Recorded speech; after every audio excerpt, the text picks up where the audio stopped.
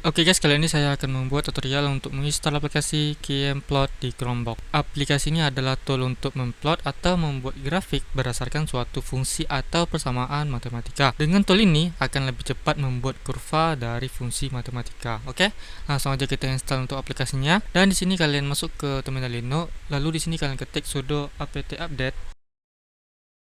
Lalu kalian ketik lagi sudo apt install KMPlot, lalu enter.